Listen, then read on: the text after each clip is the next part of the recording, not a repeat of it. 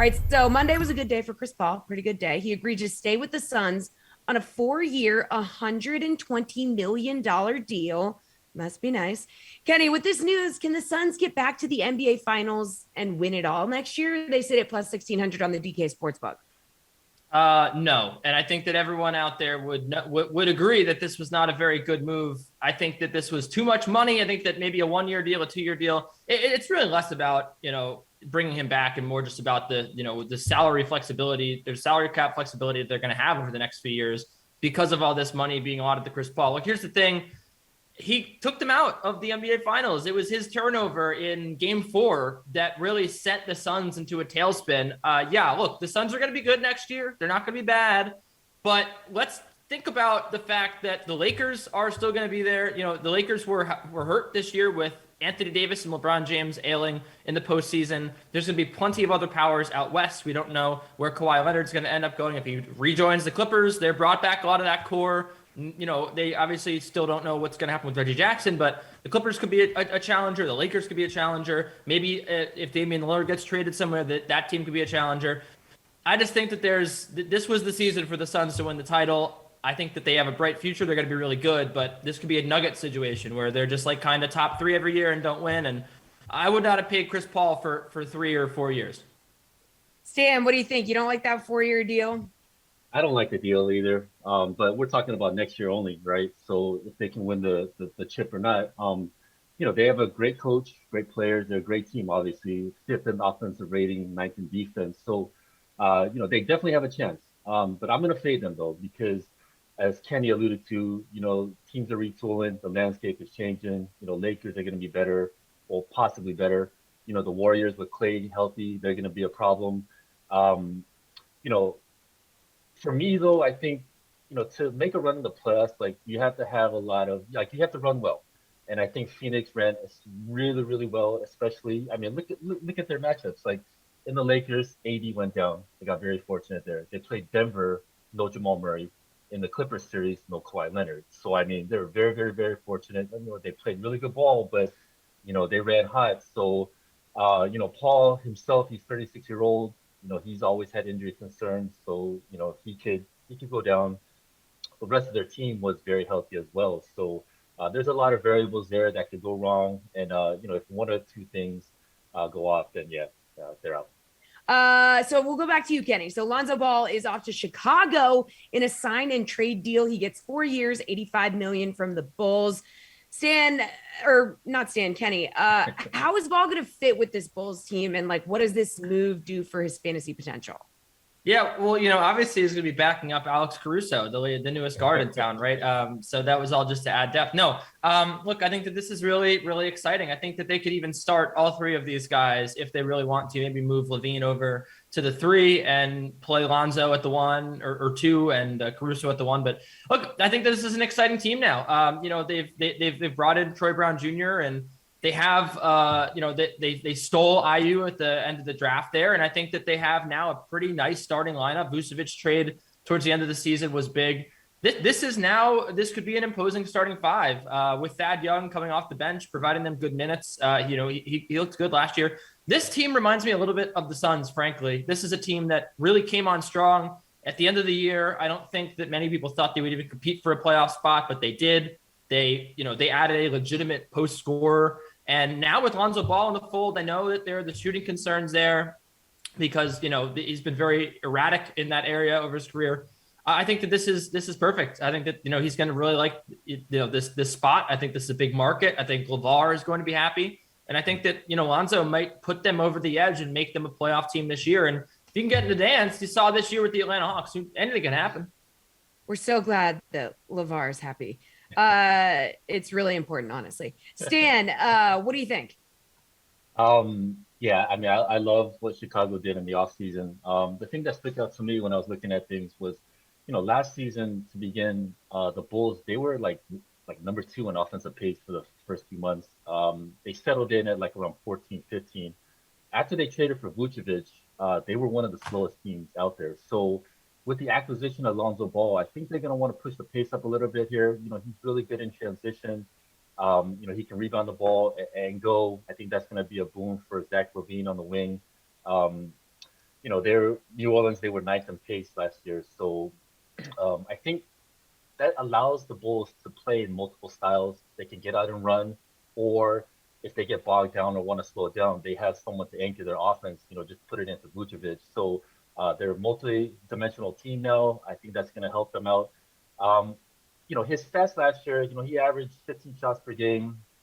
I don't think he's going to get that many shots now with, Levine and Vucevic there. But the assists, he was about 5 to 6. So I think that's going to go up. He can go into the high 6, maybe 7 range. The biggest loser here, obviously, Kobe White. He was playing 33 minutes as a starter, averaged 16 points, 4.6 rebounds, 5.3 assists.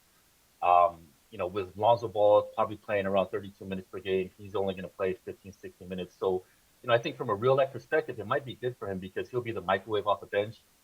Usage rate, he's going to suck up all the usage rates there.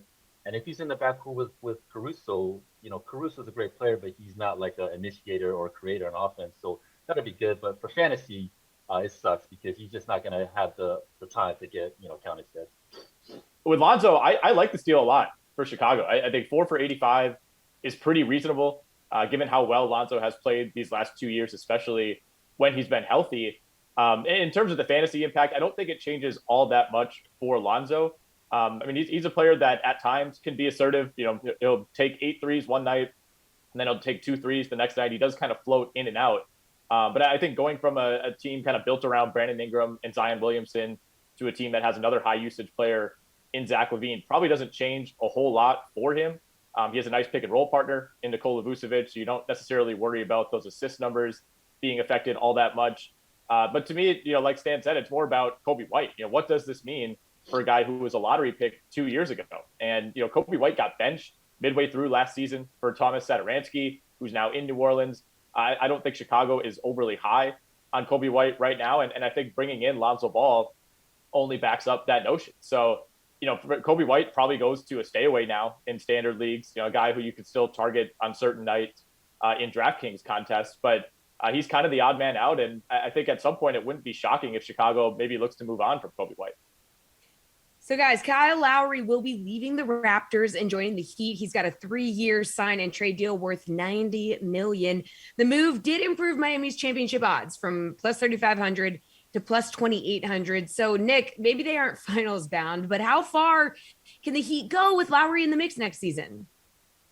I feel similar about this deal as I do with Chris Paul in Phoenix, where it's like, Miami, they didn't have to make this deal in the same way that Phoenix did to keep Chris Paul, but man, committing 3 years, $90 million to a player like Kyle Lowry, it's a big leap. And you're really gambling that, one, he's going to stay healthy. 2, he's not going to fall off a cliff during that time. And, Miami got swept out of round 1 by a team that, yes, won the finals, but a team that also everyone agrees, wasn't all that good compared to most teams that make the finals. We've talked a ton on this show about some of the luck that the Bucks and the Suns, for that matter, had to get all the way to the NBA finals. So it's not like the Heat are right on the cusp. Obviously, they were there 2 years ago, but that was kind of a strange situation in the bubble. Bringing in Lowry is definitely an upgrade. Keeping Duncan Robinson is huge. They brought in PJ Tucker as well. Dwayne Dedmon, kind of an underrated re-signing for them, but I would have a hard time putting them ahead of Milwaukee right now. I think Philly, potentially is still going to be right there, especially if they have a trade for Ben Simmons or a way to acquire Damian Lillard.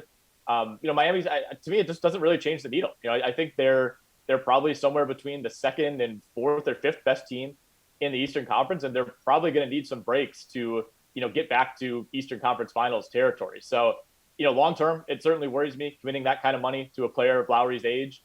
But it's a gamble, and it's going to pay off in the short term for Miami. Stan, what do you think? How far can the Heat go with Lowry in the mix? Yeah, they have a puncher's chance. They're obviously not a favorite. I'm with Nick here. It's not something that really just elevates and spikes them up, but it's a nice get. The triumvirate of Lowry, Butler, and Bam. That's a nice triumvirate. My concern is, he is 35, 36 years old. He was playing. Nick Nurse was running him a lot of minutes, so he has a lot of miles on him. He's averaging 36 to 38 minutes per game. That's obviously going to come down here. His shot attempts are going to come down. His steals, he was, averaging at like 1.4, 1.5 steals per game the past 2 seasons. That dropped down to 1. So is that a sign of decline for him or not? I mean, Miami, they were great team defensively. They were fourth in steals last game, so maybe the system helps him out a little bit here. But I do like him. I think his efficiency might increase here, especially since Miami they run a lot of like dribble handoff offense and things like that. So he might get cleaner looks, but he's a good player. I don't think, he's a player that's going to really elevate him, into the upper echelon or above Milwaukee in the East. Kenny, what's your take? Not only Milwaukee, I mean, you have to deal with, plenty of teams. I mean, the Nets are obviously the biggest one. I think that the Heat could probably get to the conference semis here. This is a good team, and we, glossed over the fact that they did also add PJ Tucker. This I think is a team that's ready to compete. We saw what they did in the bubble. And I do think that there are some outliers of results in the bubble, but I do still think that, there is talent on this team. Tyler Hero and Duncan Robinson, very formidable duo at the shooting guard position. But I think when you just talk about the odds that they're going to win the finals or even get there, you have to consider, as Stan was talking about, the rest of the East. And I do think that this is clearly a team that's not in the top two, and they might not even be in the top three because, as we've talked about all segment long as well, the landscape of the league is shifting. Wow, maybe it's not. Maybe we haven't talked about it all segment long. I mean, the Knicks could go out and trade for Damian Lillard, or another team in the East could. I mean, it's just something that could happen. The Hawks have gotten really good, and they weren't even fully healthy in the postseason. Could they be the third best team in the league? It's possible. I do like Kyle Lowry. I really like this signing. I think that the Heat are going for it, and it's awesome because Jimmy Butler has been doing it all himself. And I do think that this is a team that's going to go to the Eastern Conference semis, but I'm really curbing, my bets here. I don't know if I really like them to win the finals. I don't know if I like them to win the East. But I'll probably take the over on their win total, or maybe, draft some of these guys in season-long leagues, target them early in DraftKings, because I think this is a team you want to buy in on. All right, real quick on this question, Stan, any other move that you think is going to have a significant impact in 2021, 2022? Yeah, I didn't really see anything significant. I saw a lot of like 3-and-D type players, the Lakers filling in with shooters and, things that they need. Probably the PJ Tucker one, just because it really boosts the defense from Miami. But other than that, I didn't see anyone moving the needle. Kenny, what do you think? Not Kelly Oubre. Otto Porter Jr. going to the Warriors for the minimum, I think, is huge. I think that's going to help their bench. That's a good team. That's a dangerous team. And getting him for the minimum was a very big steal. What do you think, Nick? Yeah, Porter is who I was going to say too, and it's because they got him at the minimum. If they were paying him $7 million a year, I don't think I'd feel the same way. Or if he went and signed with, I don't know, the Kings or the Pacers, I wouldn't really bat an eyelash. But because he's going to the Warriors, because he's going to be able to probably be an overqualified bit player for them, I think that's a huge, huge deal to get Otto Porter, who definitely could have gotten more money elsewhere.